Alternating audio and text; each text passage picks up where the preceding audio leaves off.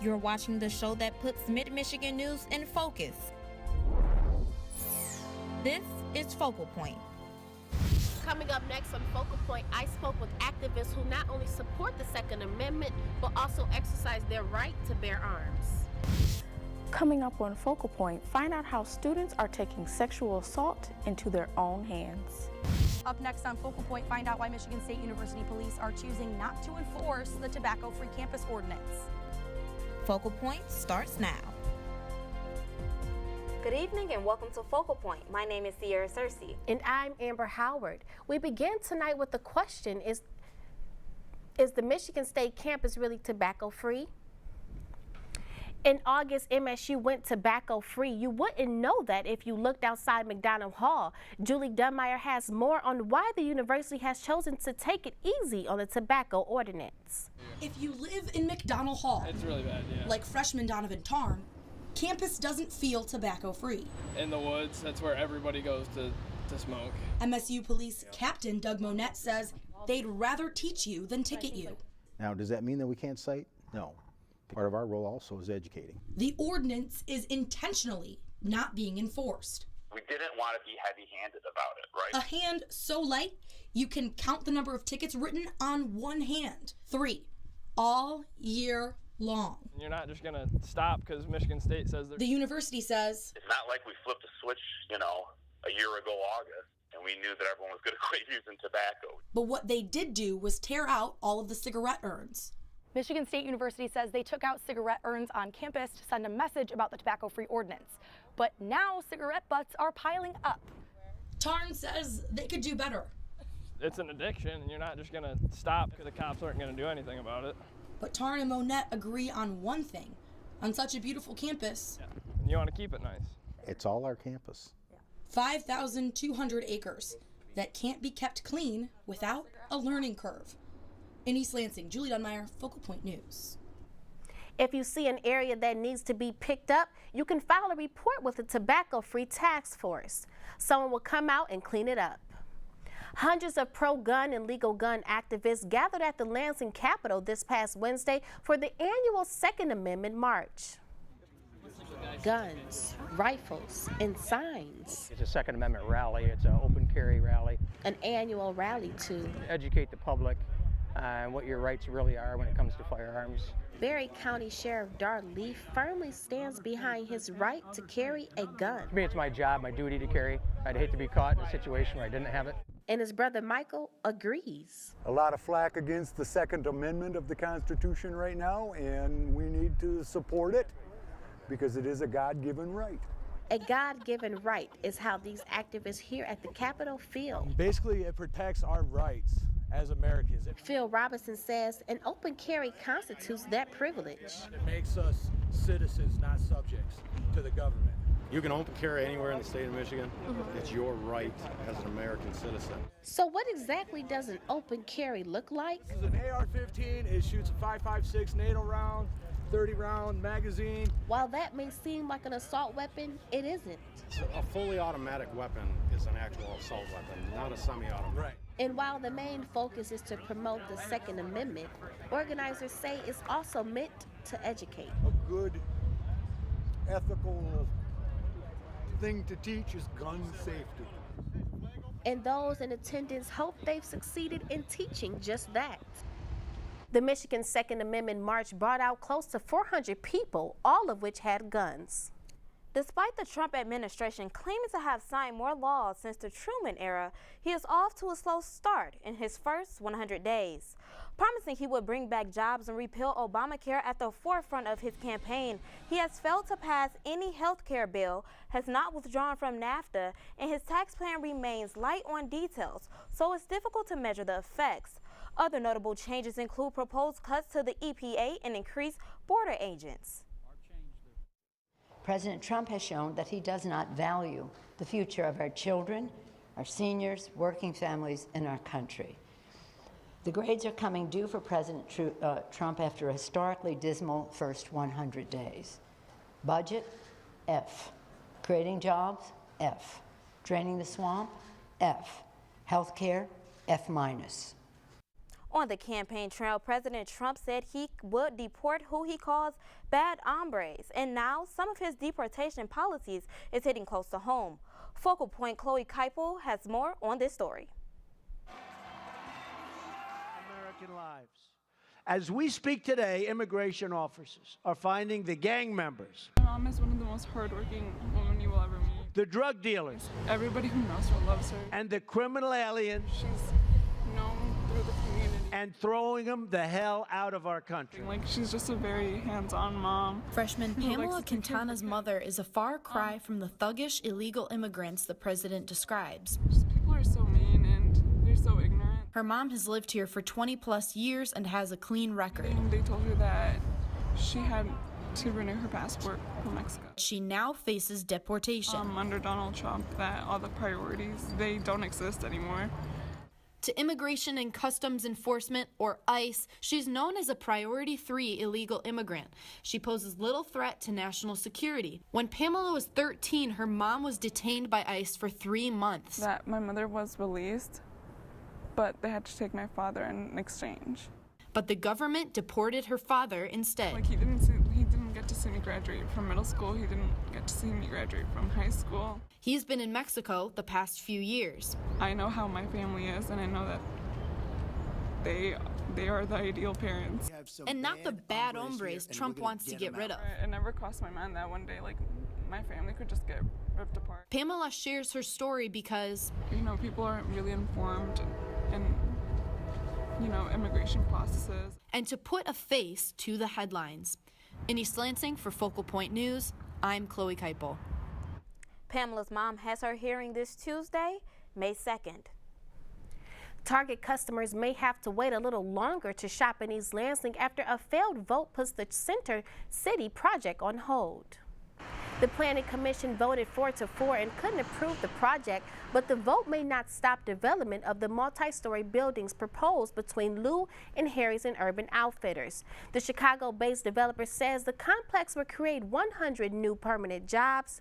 Local businesses will be relocated within the center, but commissioners were still hesitant to give their seal on approval. However, Deputy City Manager Tim Dipsey believes that it could be big for shoppers in East Lansing. You know, with a proposed Target, obviously to have that kind of corporate brand, in and of itself, I think it'll just attract other types of retailers and potentially make East Lansing a stronger retail hub. The Target alone will occupy 20,000 square feet and was scheduled to open in 2019. A program that can help to save students' lives in Michigan may soon be available in all schools. The state is trying to prevent bullying and suicide by telling kids it's okay to say. Suicide is real. More than 4,000 kids commit suicide every year. Billy was the homie. Just like Detroit teenager. It's gonna be good like that. It's not gonna be homemade. Billy Watts Jr. Got a call at work talking about him, and they just said he was missing at first, and I decided to go look on his Instagram page. It's where Billy posted pictures, giving clues that he wanted to take his own life. It was really silent that day. Billy died after jumping into the Detroit River. He was only 18 years old. It could have been prevented if you would have just took what he said more seriously. For Billy, there were many issues that friends say could have been solved if someone would have just listened. Don't give up. You know, keep talking. But with the student safety initiative called OK to Say, when we think of bullying, we're thinking of somebody specifically targeting a child. Students can fight bullying and suicide. Well, I told and nothing happened, and I told and nothing happened. After a while, they quit telling. The program is only a year old. Attorney General Bill Schuette hopes the Senate Education Committee will vote to keep it going. A chance to talk is helpful. OK to Say empowers Michigan students, parents, and teachers to share and respond to student safety threats. Our kids don't get much time with counselors anymore. A lot of those positions have been cut. The program encourages early intervention and prevention. Giving kids the chance to talk, listening to them so they feel like it matters that they said something. But it seems like it's, you know what I'm saying, it's so far-fetched. It doesn't affect us immediately. You know what I'm saying? There's nobody actually in the schools. You know what I'm saying? It's one thing to pass a bill and it's another thing to act on it. Attorney Bill Schuette is encouraging the Senate Education Committee to vote yes to continue OK to Say. The Senate Education Committee will be voting on education bills May 2nd. The Meridian Township Police and Fire Departments are hoping the community will support a millage to help increase staffing. Focal Point's Michael Epps shows us how they are educating the community. It's a department that needs some help. Our priority is to staff the road. We're not asking for the moon, but we are asking for some help. And their goal is to educate the community. We cannot campaign for the millage. We can't put up signs. We can't send a fire truck down the street and say, hey, everybody, you know. On March 21st, the Township Board voted to support a new police and fire protection millage on the August ballot. Over 10 years, the bill would bring in just under $2.5 million. I'm not here to tell people to vote for it. I'm not here to tell people not to vote for it. It's my job to say, here are the facts. You as a resident make that decision. Part of the millage would bring in 2 additional full-time police and fire personnel into their departments. Do we have enough police officers for the number of calls that we have and the things that we do and the neighborhood watch groups and the neighborhood organizations we support? The fire department has also struggled with staffing. Since 2003, Meridian has experienced a 59% increase in incidents with a 14% decrease in personnel. The struggle I see is on the firefighters, you know, retired. They're constantly asking, Chief, when you can get more people. But Leonard Provencher is one Meridian resident who has yet to give the millage his approval. And they haven't presented anything that's saying that if they had more officers, any of these things could have been prevented or responded to in a more timely fashion. So, you know, if you want to adopt something, put a good argument. The millage will appear before voters on the next ballot on August 8th. In Meridian Township, I'm Michael Epps, Focal Point News. The increase is 1.438 mills would also help with the township's unfunded pensions owed to retired workers. Senior citizens often need companionship, and adopting a pet is one way to battle loneliness. Focal Point's Treasure Roberts has the story. From the Ingham County Animal Control created a program called Senior Pets for Senior People. Members of the Primetime Seniors Organization had an opportunity to adopt a companion. Well, it's really important for seniors to realize that animals are important to them. Neglected animals from the Ingham County Animal Clinic, such as Dee Dee here, can be compliments to the lives of many senior citizens. Having a pet for an older person living alone is very, very important. Without a pet, I'd be lonely. I wouldn't go out to walk as much because I walk the dog 3-4 times a day. And I've met people in the neighborhood that I'd never have met.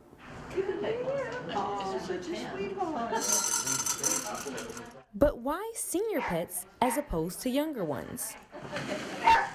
You don't want a really active dog that's really strong for somebody that doesn't have the strength to walk it. Younger animals may be too much for older people to handle. However, senior pets and senior people can mutually benefit each other. Okay, Dave. They're there for you. They give you affection. They're warm in the winter. In East Lansing, I'm Treasure Roberts, Focal Point News. Those involved in senior pets will continue to help find homes for animals and seniors in the community. We are well into spring, but just imagine being able to eat a fall specialty. Like those incredible apple spice donuts. Coming up next, we'll show you where to find that donut and other delectable rings of goodness. Plus, the controversy surrounding mopeds and scooters on campus hitting another gear. What makes a Spartan a Spartan? The relentless drive to turn question marks into exclamation points. Believing that we are strong as one, but extraordinary together. And it's our impact that matters most. What makes a Spartan is what's inside, the commitment to something bigger. Because the world never stops asking, who will? Spartans will.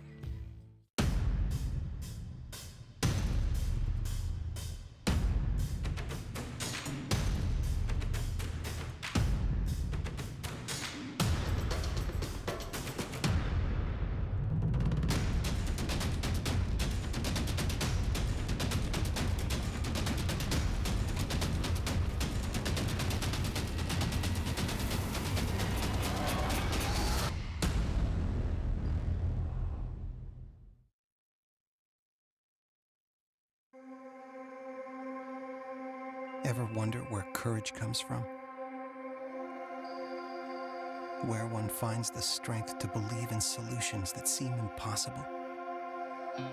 It takes a Spartan's will to understand that by working together we can solve the world's biggest problems, from renewable energy to fighting malaria. After all, if we don't do it, who will? Spartans will.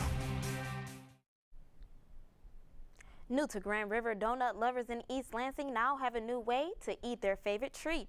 Focal Point's Kelly Cullen takes us to donut heaven on wheels. That's a sugary donut right there. On the go. It's doughy, it's sugary, it's right at the right temperature. At Petey's Donut Truck. Kids are out all day long. There's people traveling around, so it works out well for us.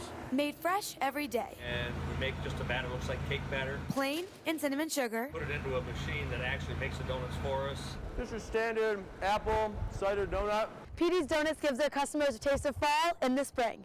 Eating it in the spring, first time I've ever done that. A craving that can be met along Grand River. It's cool that it's donuts too, because we don't have a lot of places for that down here. For 2 weeks, you can indulge. After that, you'll have to follow them to their next location, somewhere across the state. You can't ask for more in a donut. In East Lansing for Focal Point News, I'm Kelly Cullen. From 8 a.m. to 11 p.m., Sunday through Wednesdays, Petey's Donuts will be open until May 6th. Time to head to the newsroom. Cynthia Lee joins us with our on-campus report, leading off with the latest on sexual assault cases. It's been an ongoing controversial couple of months on campus. A panel of experts has informed students on how they are handling sexual misconduct on campus. Focal Point's Deanna Sanders has more on the story. Campus that has caused some tension. Are some of my Graduating senior Kelsey Wiley feels the university has not done enough to deal with important issues that matter to students. There is the perception that institutions are not protecting our students. They're not looking out for us. They're looking out for profit. MSU junior Aaron Stevens organized a sexual assault student town hall to address these perceptions head on. To make sure that the people making the decisions, especially at this university, are in touch with what is actually happening on campus. And also, but MSU President Luana K. Simon says the university is making strides when dealing with sexual assault. In a detailed email, she quoted a survey by the Association of American Universities, saying Michigan State, along with other universities, is making significant improvements and devoting substantial resources for a safe campus. Do you want to do that in the Student Affairs Vice President Denise Maybank, along with others, listened to students' concerns. You know, they're answering the hard questions. And there were a lot of hard questions at this panel. Doors closed to recordings during the Q&A to provide students privacy to discuss their experiences. I think the private option is vital. Assault survivors who did not feel comfortable speaking were allowed to speak anonymously online. There's an outlet for them to reach to folks in the higher institution. Sexual assault is an ongoing issue that goes beyond the university. It's an issue that affects every single person. By the end of the event, students like Kelsey Wiley felt reassured. It was very clear here that as an institution that they are holding themselves accountable by wanting to make sure that our safety is the most important thing. In East Lansing, Deanna Sanders, Focal Point News. Students seeking help or just a listening ear can go to the MSU Counseling Center located in the Student Service Building. A new public safety ordinance has some moped riders a little upset, but MSU police are saying it's all about keeping sidewalks safe while addressing the large increase in moped use. Starting August 30th, riders will no longer be allowed to park their mopeds or other motorized vehicles at bicycle racks and will have to pay a $50 registration fee for a one-year permit. Parking will be at designated areas throughout campus, or they can also choose to park in pay-by-plate or metered parking, but students who park their mopeds at bike racks will be subject to a $25 fine. MSU police said it's a safety issue, but MSU kinesiology major Dylan Zahn is against the policy and signed a petition to put a stop to it. I signed the petition to stop this whole moped parking and registration thing. Not only is it kind of detrimental to college students and their funds because it costs, what, $50 for a full year, but it takes away from kind of the reason students get mopeds. Online moped registration will be available starting July 1st. 2030, an important year for Michigan State and for the planet. That is when the Climate Reality Campus Corps wants the university to be 100% fueled by renewable energy. Last year, MSU stopped burning coal at the TB Simon power plant. It now burns natural gas and biomass, a step in the right direction, but much of the campus still relies on fossil fuels and other non-renewables. The Climate Reality Campus Corps wants to change that, and they're asking university officials to commit to green energy. What we really want is a commitment for them to say, we acknowledge that 2030 is the year that a lot of this needs to happen, and we acknowledge that the students have asked us for this for the past 2 or 3 years. Spring is here. That means great weather, final exams, and end of semester stress. It also means a chance to unwind and have some fun. The MSU Day of Play was a day of chair massages, t-shirt, kind bars, games, and more to provide time to unwind and de-stress before final exams. Organic chemistry, 252. Yep. And bio, we're in Briggs, so we both have like bio. And I have epidemiology. And I have statistics, 231, so it's tough. Day of Play was at 4 locations: The Rock, IM East, Brody, and Adams Field. The university is hoping to continue this event next year. It's been a semester of hard work and research here at Michigan State University. Students from the James Madison College decided to show off all of their accomplishments at the Research Showcase. The students opened their showcase to the public and talked on all kinds of topics, from politics to race to the environment. Students worked on their research all semester, but say it was all worth it. Public speaking skills are always good. Being able to shape your argument and research in a way that someone who's maybe never looked at it can understand where you started and where you came from and everything to get the whole picture. With a keynote speech from Harvard doctor and assistant professor Jennifer Sykes. Not only is Sykes an MSU alum, but is also a former James Madison student as well. That's what's happening on campus. I'm Cynthia Lee. That's it for campus. Amber, Sierra, back to you. A few years ago, the short film Curfew won the Academy Award, and its producers stopped by our campus to talk about it. Damon Russell screened the film in another film he recently directed called Cul-de-sac. The event at the library featured not only the films, but also a Q&A with the audience. I'd like to help students to kind of understand what they'll be up against when they do leave college. Hopefully can impart some advice that will be helpful to them along the way. And you know, it's good for me to just kind of like come and talk to students and hear what they have to say and see what they think of my films, and that's also, I think it's a good, it's mutually beneficial. Russell attended Georgia State University, where he studied film and marketing. Coming up next, the MSU spring sports are reaching the end of their seasons. And hundreds of college football players wait for their future in the pros. Deanna Sanders joins us from the sports desk with a preview. Thanks, guys. Where will Malik McDowell go? Former Spartans wait for the call of a lifetime as the NFL draft continues tonight. When do we give up? When do we just close our eyes and say, that's it? This water's too polluted. This disease too far along. To a Spartan, the answer is simple. Never. Because Michigan State was founded on the belief that our purpose is to make the world a better place. And when you're open to unconventional thinking, value people's differences, and are willing to forge true partnerships, then and only then can you solve the world's toughest problems. Like renewable energy, clean water, and Parkinson's disease. Because we know our true triumph lies in the impact we make on the world around us.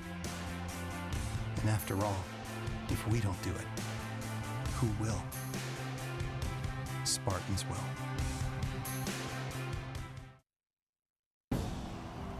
There are moments of triumph, of discovery, and achievement. But what makes these moments possible? It's the early mornings, the late nights. It's having the will to persevere. So let's take a moment to celebrate. But more importantly, let's salute the will it takes to get there. Spartans will. When I was green, greener than the hill, where flowers grew and the sun shone still. Now I'm darker than the deepest sea. Just hand me down, give me. Welcome back to Focal Point. I'm Deanna Sanders. The NFL Draft kicked off last night in downtown Philadelphia, and for the first time since 2013, MSU did not produce a first-round draft pick. McLeod, McDowell, defensive tackle, Michigan State. MSU star Malik McDowell was drafted in the second round, 35th overall, to the Seattle Seahawks. McDowell finished his career at MSU with 7.5 sacks and 90 tackles over 36 games. Michigan State is one of only 5 schools to have a former player drafted since 1963. Other players to look out for are Riley Bulla, Monte Nicholson, R.J. Shelton, and Josiah Price. What makes ballparks across the country so special are the unique features they have. Fenway has the Green Monster, Wrigley has the Ivy, and Cooley Law School is home. It's my fun job. There is nothing else like this. It's a dream come true. Being here is unlike any other ballpark in the country. Every ballpark is different. You can do whatever you'd like around it. There's a team that has a lazy river. There's teams that have carousels and Ferris wheels and roller coasters. But what makes Cooley Law School Stadium home of so special? You can view the game Here, or here, maybe down here, or here. or here at the Gillespie Group Outfield Apartments. You have to come and see it. It's almost like a dorm room atmosphere for adults. You can't get used to seeing the sight of people actually relaxing out there. Lots of food and beverages and a little bit of baseball. A little bit of relaxing and baseball is a home run. And speaking of dingers, Fan doesn't have to hold up a hit it here sign for the player to want to hit it there. Vladimir Guerrero Jr. today hit a line shot right off the building. You can use it for target practice. and don't panic because Yet the windows have to be built to withstand foul balls. so whether that be home runs, The way that home runs look when you put the apartment complex right there, it makes it even better. or a nice view, this ballpark has everything at your front door. From Lansing, I'm Matt Micah, Focal Point News. The 3-story, 84-unit complex already has 70 apartments rented, including all 42 that face the ballpark. And units range in size from roughly 500 to 800 square feet, costing between $875 to $1,700 a month. College hoop fans, are you ready? The first basketball game in college at Caesars Arena will be held from Michigan versus Detroit Mercy on December 16th. That game will be followed by Michigan State against Oakland University. The games were announced during a news conference held Tuesday morning outside the arena. On Wednesday, ESPN laid off nearly 100 employees, including on-air talent. MSU sports journalism students are concerned how the industry is unfolding. You get a lot out of reporting, and I don't think ESPN is valuing that enough. Instead, they're valuing the entertainment value of people that just yell at each other and just, think that that's going to boost their ratings. Former Michigan State football player Austin Robertson is currently in Ingham County Jail after being arraigned on Tuesday afternoon for a charge of third-degree criminal sexual conduct. His bond is set for $250,000. Last weekend, the Michigan State baseball team headed to College Park to take on the Maryland Terrapins in a 3-game series. The Spartans dropped game 1 on Friday night 12-2, and then the teams were forced to play a doubleheader on Sunday after game 2 was rained out. Eventually, MSU was swept by Maryland, falling 6-2 all time against the Terrapins. After defeating Toledo in a midweek matchup 11-1, MSU took to the road this weekend as the Spartans traveled to Northwestern for the first time since 2010. In a double-dip Friday night, the Spartans took game 1 8-1. Michigan State will wrap up the series tomorrow afternoon. First pitch of that game is scheduled for 1. Michigan State traveled to Piscataway, New Jersey for a 3-game series against Rutgers, as game 1 was this afternoon. MSU won game 1 as Kelsey Kurosako blasted a 2-run homer in the top of the 8th to give the Spartans the victory 4-2. And the Michigan State women's golf program was selected on Thursday to play in the NCAA Regionals for the 18th time in 19 years, winning the Lady Buckeye Invitational and the Big Ten Tournament. It is their 4th conference championship since 2011. The Spartans are the 14th seed in Athens Regions and will begin action on May 8th at the University of Georgia Golf Course. And that's what's happening in sports. I'm Deanna Sanders. Amber and Sierra, back to you. They say music is the universal language that can bring people together. Students gather around to not only unwind for finals week, but to enjoy a nice concert on top of the parking ramp. The band War on Balloons, made up of MSU students, performed covers and their original songs for students on top of the top level of the Commerce parking ramp. I feel like it connects the student base with each other. I feel like this is just a great avenue for people to come and meet us and meet the band and just see different things. And I think a lot of these UAB events, or just events on campus in general, really do a good job of bringing the community a little closer together. The concert was hosted by the Media Sandbox within the College of Communication Arts and Sciences. That's our show for tonight and our final show for the semester. I'm Sierra Cersei. And I'm Amber Howard. We hope you have a great summer. Good night.